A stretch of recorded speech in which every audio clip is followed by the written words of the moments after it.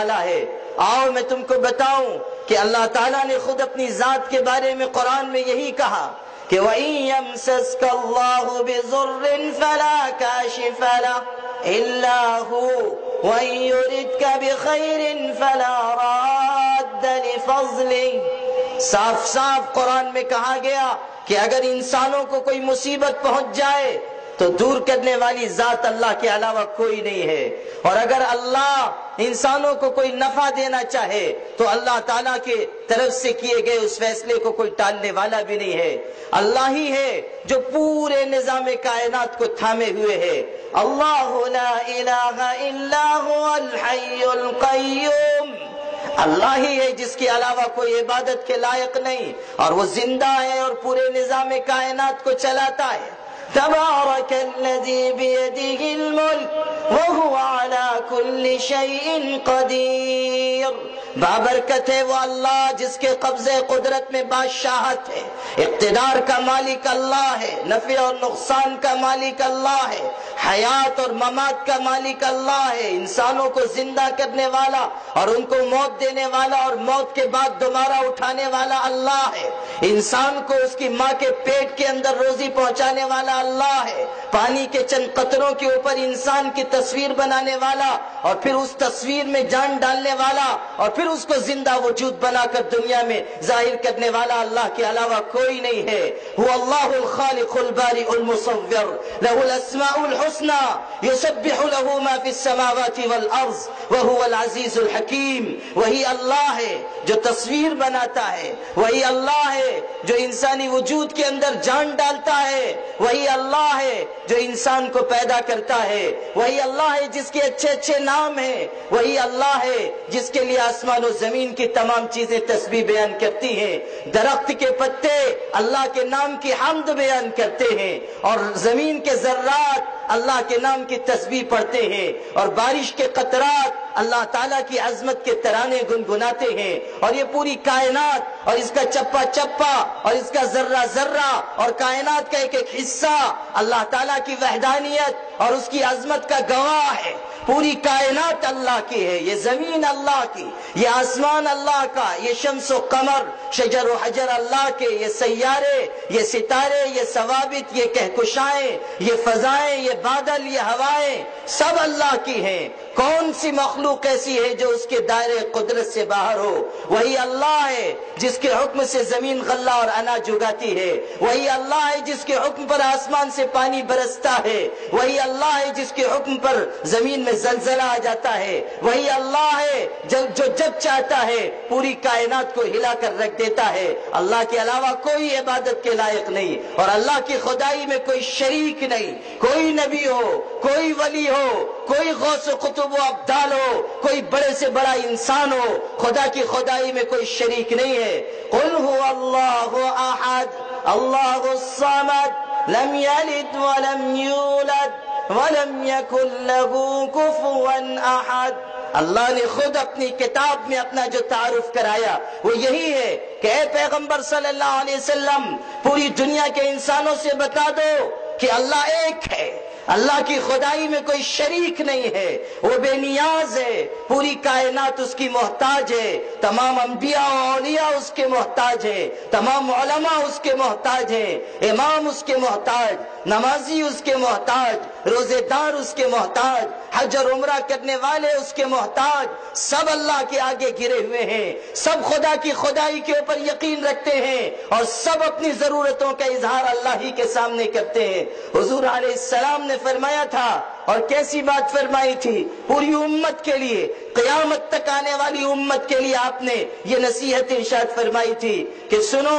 اگر میرے جوتے کا تسمہ بھی ٹوٹتا ہے تو میں اللہ سے اس کا سوال کرتا ہوں، اگر میرے جوتے کا تسمہ بھی ٹوٹ جائے تو میں اپنے اللہ سے مانگتا ہوں۔ آقا نے بتایا کہ دینے والی ذات اللہ کی ہے، جب پیغمبر علیہ السلام بھی ان سے مانگ رہے ہیں، جب ان کے ہی آگے ہاتھ پھیلا رہے ہیں، جب انہی کے آگے عاجزی کی جا رہی ہے، تو پھر اللہ ہی وہ ذات ہے جو سب کو عطا کرنے والی ہے۔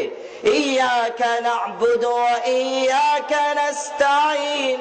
ہم تیری ہی عبادت کرتے ہیں اور تجھی سے مدد مانگتے ہیں۔ حضور صلی اللہ علیہ وسلم ایک موقع پر حضرت عبداللہ ابن عباس جو حضور کے چچا زاد بھائی تھے، ان کو لے کر حضور صلی اللہ علیہ وسلم جا رہے ہیں، راستے میں حضور صلی اللہ علیہ وسلم نے ان کو نصیحت کی اور کیسی پیاری بات ارشاد فرمائی، فرمایا یا غلام اذا سألت فاسأل اللہ واذا استعنت فاستعن باللہ، اے بچے جب مانگنا اللہ سے مانگنا، جب طلب کرنا اللہ سے طلب کرنا، اور جب کبھی مدد مانگنا تو اللہ ہی سے مدد مانگنا۔ اور کان کھول کر سن لے، اگر پوری کائنات کے لوگ کسی میدان میں جمع ہو جائیں، تمام انسان و جنات آ جائیں، تمام چھوٹے اور بڑے آ جائیں، حاکم و محکوم جمع ہو جائیں، مرد اور عورت آ جائیں، اور تمام علماء اور جہلا جمع ہو جائیں، ایک ایک انسان کائنات کا آ جائے اور ایک میدان میں جمع ہو جائیں، اور پھر وہ سب چاہیں کہ تجھ کو کوئی نقصان پہنچائیں،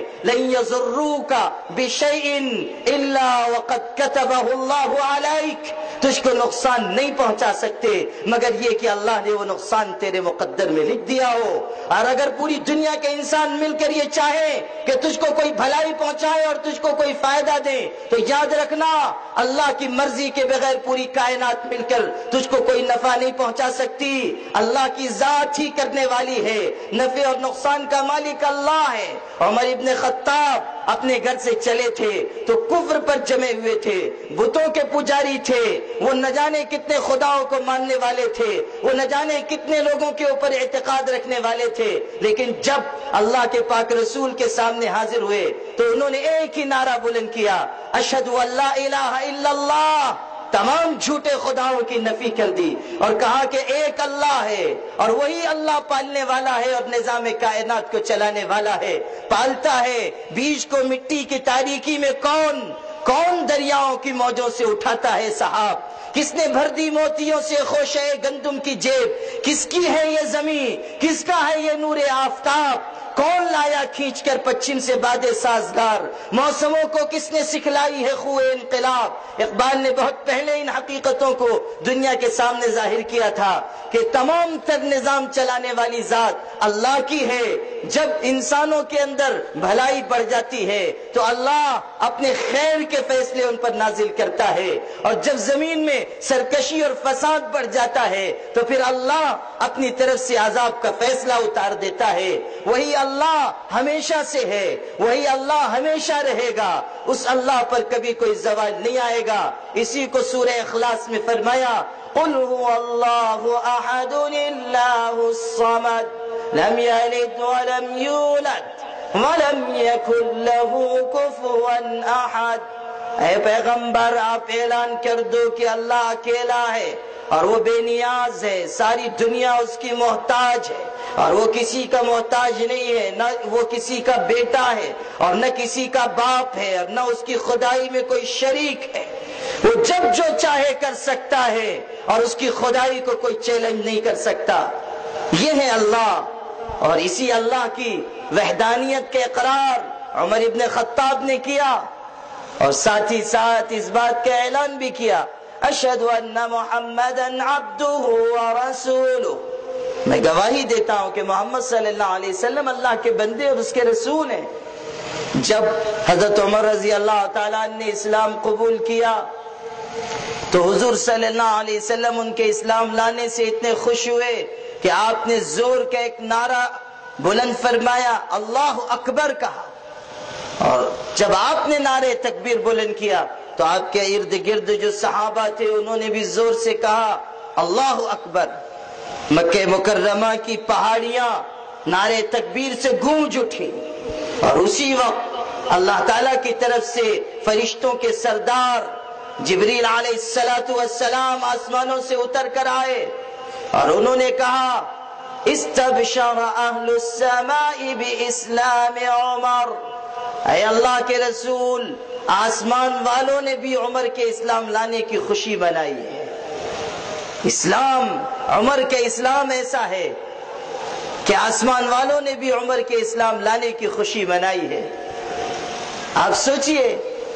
کہ عمر رضی اللہ تعالیٰ نے اسلام قبول کر رہے ہیں، حضور علیہ السلام ان کے اسلام لانے پر خوشی کا اظہار کر رہے ہیں، صحابہ خوشی کا اظہار کر رہے ہیں، اور آسمان سے فرشتے اتر کر آ رہے ہیں اور وہ کہتے ہیں کہ آسمان والوں نے بھی عمر کے اسلام لانے کی خوشی منائی ہے۔ یہی عمر ہیں جن کے بارے میں حضور نے فرمایا الحق ينطق على لسان عمر، کہ عمر کی زبان پر حق بات جاری ہوتی ہے۔ حضور صلی اللہ علیہ وسلم نے ان کی فضیلت بیان کی تو فرمایا عمر جس گلی سے گزر جاتا ہے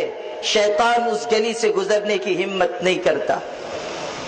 یہ عمر رضی اللہ تعالیٰ عنہ بھی اسی محرم الحرام کی پہلی تاریخ کو شہید ہوئے، اور آپ اسلام کی پوری تاریخ اٹھا کر دیکھیے،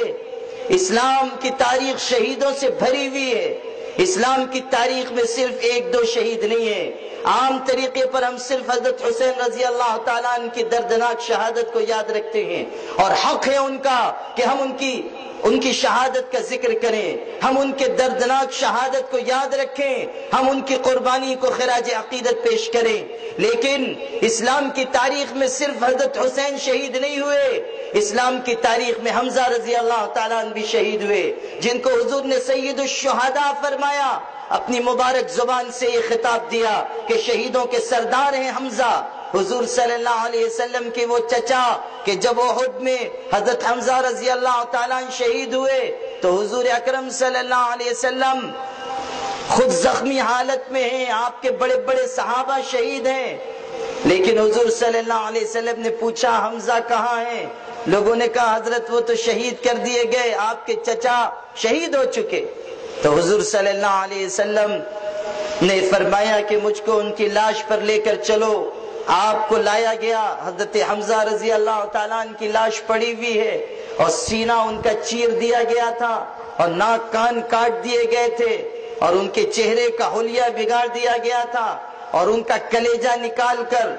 اس عورت نے ان کا کلیجہ چبانے کی کوشش کی تھی، جس کے اشارے پر اور جس کی طرف سے